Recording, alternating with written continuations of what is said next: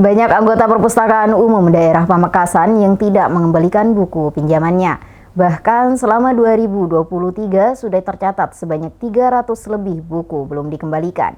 Berikut berita selengkapnya.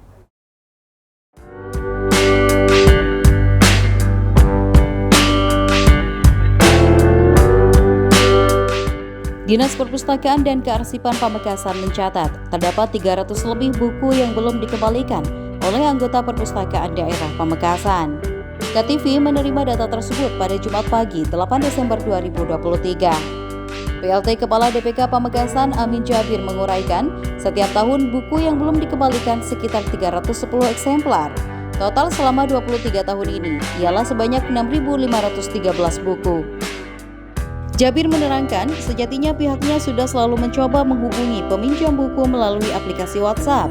Dari ribuan buku yang belum dikembalikan itu, pihaknya belum mengajukan penghapusan aset karena saat ini masih mempelajari regulasi dan berkomunikasi dengan organisasi perangkat daerah terkait. Langkah tersebut tidak terlepas dari menyehatkan sistem administrasi di Perpusda Pamekasan.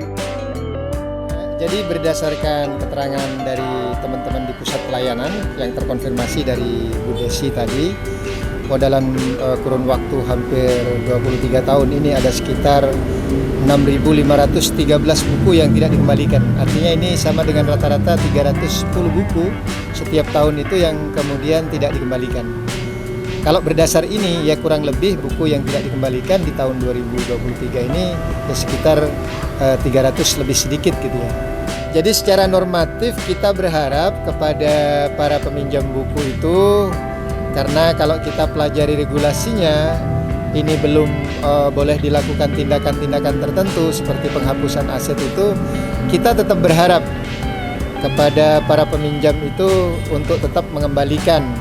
Kebetulan menurut informasi juga kita memiliki sistem Sipalapa ya, di mana setiap peminjam itu terkoneksi dengan sistem itu WhatsApp-nya, dan itu terus kita lakukan tagihan melalui sistem ini.